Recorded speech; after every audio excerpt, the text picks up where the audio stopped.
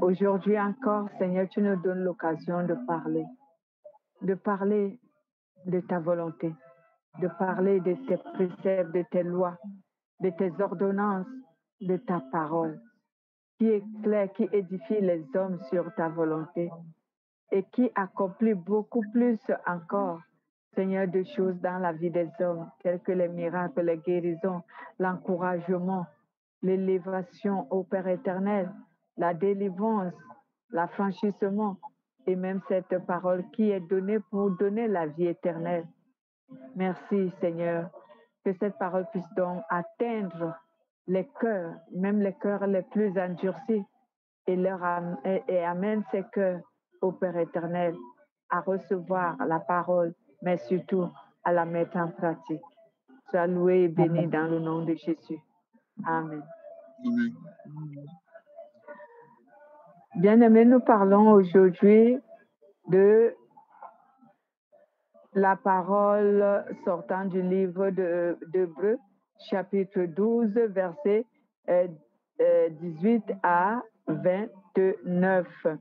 Et de ce contexte, nous avons un thème qui est intitulé le royaume inébranlable. Voilà, excusez-moi. Le royaume inébranlable. Faisons donc la lecture d'Hébreux 12 au verset 18 à 29.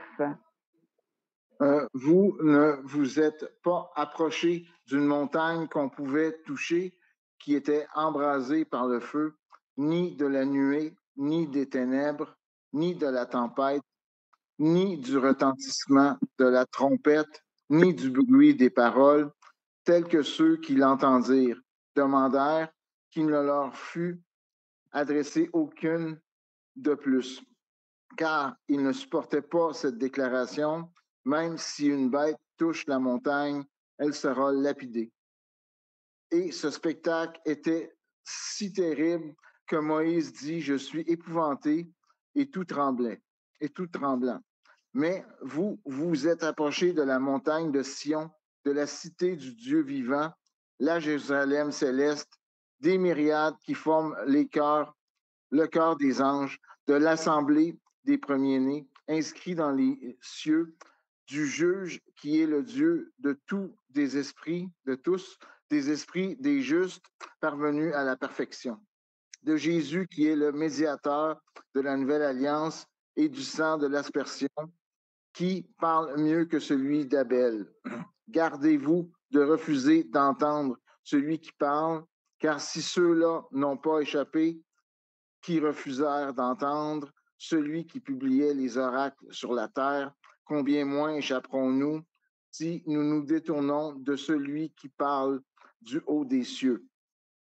Lui dont la voix alors ébranla la terre et qui maintenant a fait cette promesse, une fois encore, j'ébranlerai non seulement la terre, mais aussi le ciel.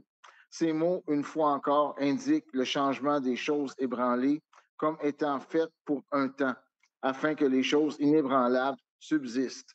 C'est pourquoi, recevant un royaume inébranlable, montrons notre reconnaissance en rendant à Dieu un culte qui lui soit agréable avec piété et crainte, car notre Dieu est aussi un feu dévorant. Amen. J'ai juste de terminer. Amen. C'est J'ai juste bon. de terminer la lecture. Que l'Éternel soit béni et rien de ce trouble ne va pas nous empêcher de continuer. Je rends donc toute la gloire à Dieu pour la lecture, même si je ne l'ai pas écouté jusqu'à la fin. Royaume inébranlable. La parole nous fait savoir ici que le royaume inébranlable, c'est le règne de Dieu. En d'autres termes, c'est le règne de notre Seigneur Jésus que la Bible appelle ici un royaume ou encore le royaume inébranlable. Et le règne de Jésus est donc un règne inébranlable, c'est un règne indestructible parce que Jésus régnera d'éternité en éternité. Il régnera à perpétuité.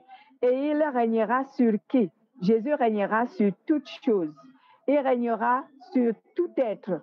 Il régnera sur tout esprit. Cela veut dire qu'il régnera sur la terre, il régnera dans les cieux, il régnera sur la création tout entière, il régnera également sur toute créature. Et ce règne sera à perpétuité. C'est pourquoi la Bible nous parle ici d'un royaume qui est inébranlable. Donc, ce royaume ne sera jamais détruit, peu importe les forces du mal, peu importe les pouvoirs qui sont contraires à la volonté de Dieu, peu importe les autorités et tout ce qu'on peut savoir que Satan a comme gouvernement, cela ne pourra pas ébranler le règne de Jésus. Parce que le règne de Jésus, il est éternel et il demeurera à perpétuité. La Bible nous l'affirme que Jésus régnera et il régnera sur toutes choses. Que ces choses soient dans le ciel, qu'elles soient sur la terre, qu'elles soient plus bas que la terre, Jésus régnera sur tout cela. Que ce soit les êtres, les esprits, la nature, les animaux, l'univers, Jésus régnera sur tout cela. Parce que la Bible nous dit aussi que tout a été créé pour lui et rien que pour lui, pour Jésus. Bon, lisons un peu Philippiens chapitre 2, versets 9 à 11. Philippiens, allez-y. Versets 9 à 11. Chapitre 2, 9 Philippiens. 9 à 11, oui. C'est pourquoi aussi Dieu l'a souverainement élevé, lui a donné le nom qui est au-dessus de tout nom, afin qu'au nom de Jésus, tout genou fléchisse dans les cieux, sur la terre, sous la terre. Amen. Donc, la Bible nous dit que c'est pourquoi Dieu lui a donné un nom au-dessus de tout nom, afin qu'au nom de Jésus-Christ, tout genou fléchisse sur la terre, dans les cieux, plus bas que la terre, et qu'en fin de compte, toute langue confesse que Jésus-Christ est le Seigneur dans la gloire de Dieu, son Père. Donc, cela montre que Jésus régnera à perpétuité et sur toutes choses. Quand nous lisons, par exemple, les livres d'Apocalypse, la Bible nous dit que le règne de Jésus, Dieu lui-même, en tant que le Père de toute création, sera avec nous à travers Jésus. Cela voudrait dire en un mot que Jésus, en tant que Dieu, c'est lui qui sera avec nous. Il régnera sur la terre, dans les cieux, plus bas que la terre et sur tout ce qui existe. Jésus régnera. Et lorsqu'on a lu Philippiens, la Bible nous a fait comprendre que, et même tout genou fléchira devant lui. Cela veut dire que tous vont l'adorer. Tous vont l'adorer, tous vont se soumettre à lui. Et quand nous regardons bien aussi le livre de Jean, souvent Jésus dit « Tout m'a été donné, tout pouvoir m'a été donné ». Et cela veut dire que tout est soumis à Jésus, même à l'heure actuelle, bien-aimés. Je vais vous dire quelque chose qui serait peut-être étonnant pour certaines autres personnes qui vont écouter ce message. Même jusqu'alors, même à présent, j'aimerais dire, tout est soumis à Jésus. Ce n'est pas parce qu'il laisse faire que les gens pensent que certaines choses ne lui sont pas soumises, ou certains êtres ne lui sont pas soumis, ou certains pouvoirs ou certaines autorités ne lui sont pas soumis. Tout est soumis à Jésus. C'est juste que, en tant que Dieu, Jésus est tellement un être patient qu'il laisse faire certaines choses. Et parce qu'il laisse faire, les gens se disent que cela ne lui est pas soumis. Ou encore certains pensent qu'il n'a pas d'autorité pour soumettre cela. Jésus est capable de soumettre toutes choses sous son règne, sous sa volonté, sous son obéissance. Si Jésus décide aujourd'hui que telle personne ou tel être va m'obéir, tu vas l'obéir, que tu le veuilles ou pas. Parce que c'est lui le Tout-Puissant. Il peut tout. Il peut tout. La Bible déclare qu'il est l'omniscient, l'omnipotent, l'omniprésent. Donc, il peut tout. Si Christ décide aujourd'hui que Madeleine, par exemple, croit elle peut me défier, elle ne veut pas m'obéir parce qu'elle pense qu'elle est libre et que je n'ai aucun droit sur lui ou que je n'ai aucun pouvoir. Alors, je vais lui montrer que je suis Dieu. Elle va m'obéir ou pas. Je vais l'obéir. Je vais lui obéir, que je le veuille ou pas. Et déjà, la Bible nous a parlé du règne apocalyptique de Jésus lorsqu'il viendra sur la terre après les 7 années de tribulation. Lorsque Jésus régnera sur la terre, la Bible nous a enseigné que tous les êtres qui seront sur la terre seront soumis à Jésus. Que pendant ce règne-là, aucun être ne se rebellera contre Jésus. Tous vont l'adorer, tous vont l'honorer, tous vont se soumettre à lui. Et le mal ne sera plus sur la terre pendant ce règne. Avant qu'on ne détruise la bête, bien sûr. Donc, même... C'est dans le millénium. Oui, c'est dans le millénium. Donc, lorsque aujourd'hui, certains se trompent en pensant que Jésus n'a pas le pouvoir sur eux parce qu'ils ont fait le choix de ne pas l'adorer, mais ils se trompent. C'est juste que Jésus, en tant que Dieu, il laisse faire. Mais il a autorité sur tout être. Il a autorité sur toute chose. Il a autorité sur toute la création, sur toute la créature, sur l'univers. Il a l'autorité sur tout. Tout lui est soumis. C'est donc pour cela qu'on doit savoir que son règne ne finira jamais. Son règne a commencé depuis longtemps et il continue jusqu'à la fin de l'existence du péché. Jésus continuera à régner même après cela, d'éternité en éternité. C'est pourquoi il n'y a aucun être qui peut détruire le règne de Jésus. Tout ce que Satan fait, tout ce que les démons font, tout ce que les êtres maléfiques font, en fait, ils ne le font pas contre Jésus, ils le font contre les humains. C'est parce que nous, les humains, on est ignorants, pas même un peu. On est ignorants. Donc, on pense souvent que Satan lutte contre Dieu. On pense souvent que Satan combat Dieu. On pense que Satan combat contre... Satan ne peut pas lutter contre Jésus, il ne peut pas. Il ne peut pas. Il a été vaincu depuis lors lorsqu'il a essayé. Il a essayé de lutter contre Jésus lorsqu'il s'est révélé dans... la parole de Dieu nous parle dans Apocalypse, je crois, 12, lorsqu'il y a eu la guerre au ciel. Satan a été vaincu depuis longtemps. Il ne peut pas se rebeller contre le Christ, même contre Dieu qui est le Christ. Donc, quand le Seigneur, le Dieu Tout-Puissant, donne un ordre à Satan, ou peu importe comment il s'appelle aujourd'hui, il obéit. Il obéit à tout ordre que Dieu va lui donner ou que Dieu lui donne. Donc, aucun être ne peut ébranler le règne de Jésus. Aucun être ne peut ébranler son règne. Peu importe le pouvoir qu'un être peut avoir aujourd'hui. Et d'ailleurs, la Bible déclare qu'il est au-dessus de tout pouvoir. La Bible déclare qu'il est le maître des esprits. Alors, si Dieu est le maître des esprits, quel est l'esprit qui est supérieur à lui? Pour ébranler, c'est son règne, son royaume. Parce que pour détruire le règne d'une personne ou d'un être, il faut que ton règne soit supérieur à lui, n'est-ce pas? Il faut que tu aies plus d'autorité que lui, n'est-ce pas?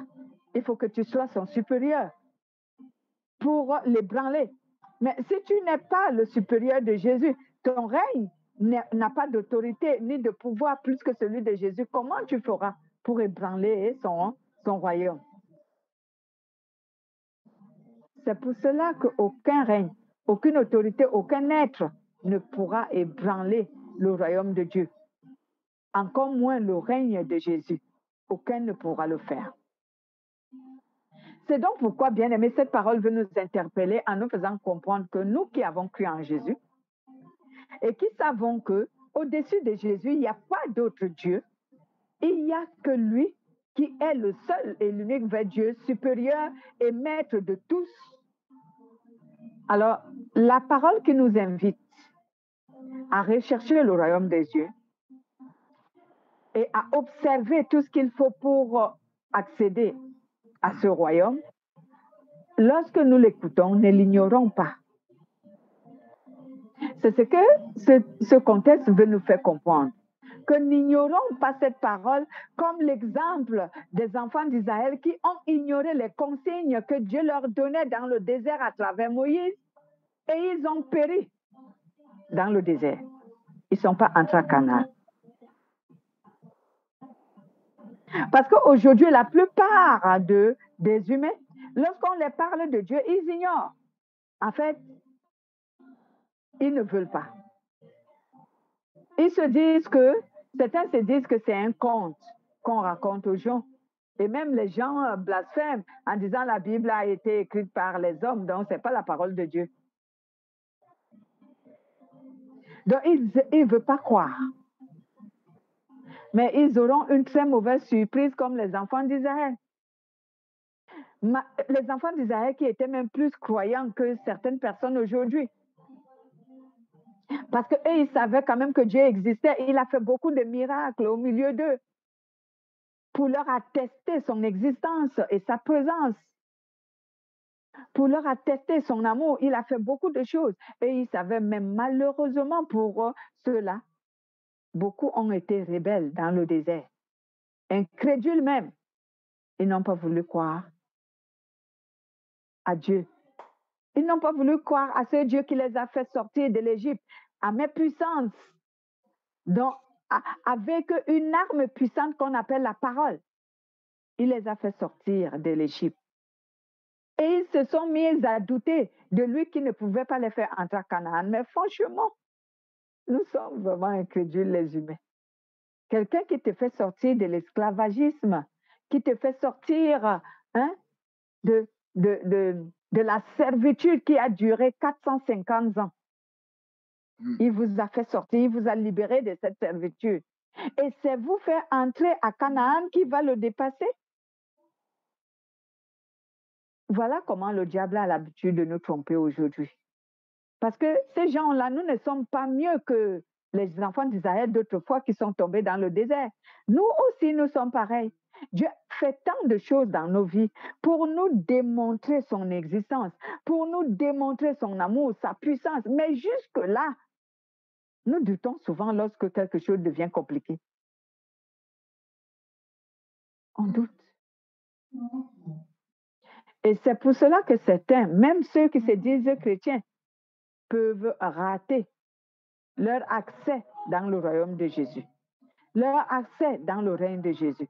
Donc, ce contexte nous interpelle et nous fait savoir que nous qui avons la grâce de croire en Jésus et de le recevoir dans notre vie comme Seigneur et Sauveur, nous qui savons qu'il y a un royaume qui est celui de Dieu et qui nous attend, il y a un règne qui est éternel, celui de Jésus, et il faut que nous soyons dans ce règne pour que nous vivons éternellement. La parole nous interpelle en nous faisant comprendre que tout ce que la parole de Dieu recommande pour que nous ayons l'accès dans ce royaume, il faut que nous l'appliquions. Il faut que nous respections cette parole. Il faut que nous l'observions. Il faut que nous fassions tout pour la mettre en pratique. Parce que sinon, on restera dans le désert comme les enfants d'Israël ne sont pas entrés, certains ne sont pas entrés à Canaan.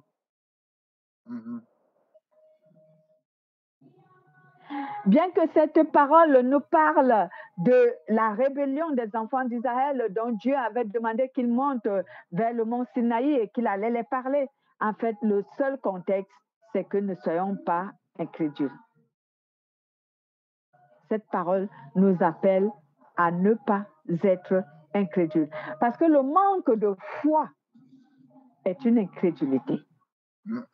Tu ne crois pas quand tu manques de foi. Donc, cette parole voudrait nous faire connaître que ces gens-là, pour avoir été incrédules, pour avoir été rebelles, Dieu leur a encore démontré sa puissance à cette époque-là. Il a demandé à Moïse de les faire monter vers le mont Sinaï et que personne ne devait s'approcher de la limite que Moïse avait faite, de peur qu'ils soient morts. Moïse lui-même tremblait de peur. Les enfants d'Israël ont vécu cela. Il y avait le tonnerre qui grondait, qui crachait. Hein? Il y avait les éclairs et tout. Les enfants d'Israël ont vu tout ce que Dieu a fait pour leur manifester sa puissance, sa présence, son existence. Mais jusque-là, ils étaient toujours incrédules et rebelles. Ils croyaient pas. Beaucoup de chrétiens sont comme ça aujourd'hui. Je ne sais pas ce qu'ils veulent que Dieu fasse pour que enfin leur foi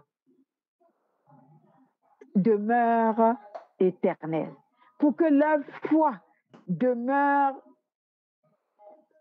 vraiment ferme. Je ne sais pas ce qu'ils veulent que Dieu fasse. Peut-être qu'ils méprisent, ils se disent que oh non, ce que peut-être Dieu a réalisé pour moi, c'est peu par rapport à tel. Et aujourd'hui, j'ai connu que dans le christianisme, les chrétiens ont plus de foi lorsque Dieu les remplit de tout ce qui est matériel. C'est là où certains ont la foi. Lorsque Dieu leur donne beaucoup d'argent, un bon travail, en fait, le luxe. Lorsque Dieu leur donne le luxe, à ce moment, ils croient que Dieu existe. Mais lorsque Dieu leur donne juste le nécessaire, ils ne croient pas. Ils ne croient pas. Parce que quoi? Parce que leur cœur a un penchant pour le monde. Ils aiment tout ce qui est dans le monde. Donc, ils voudraient que Dieu les comble de tout ce qui est dans le monde pour qu'ils croient que Dieu est présent dans leur vie, pour qu'ils croient que Dieu est tout-puissant, pour qu'ils croient. Parce qu'aujourd'hui, moi j'entendais Dieu dire, et quelqu'un dire, Dieu est merveilleux juste parce que soit Dieu a permis qu'il gagne le travail. À ce moment, il dit Dieu est merveilleux. Dieu est merveilleux parce que, oh non, il s'est marié, parce que Dieu a permis qu'il se marie. Alors il se dit, Dieu est merveilleux. Mais si Dieu lui donne tout simplement la parole, que voici la parole qui te permet d'être agréable à moi, ils ne croient pas que Dieu est tout-puissant. Parce que pour eux, la parole qui les amène tout simplement à être agréable à Dieu n'est pas suffisante. Elle n'est pas suffisante. Ils n'ont pas la nourriture, ils n'ont pas les femmes, les maris, ils n'ont pas le travail, ils n'ont pas un compte en banque. Alors, ce n'est pas suffisant. Bien aimé, mais la Bible nous dit que on doit d'abord chercher le royaume et la justice de Dieu.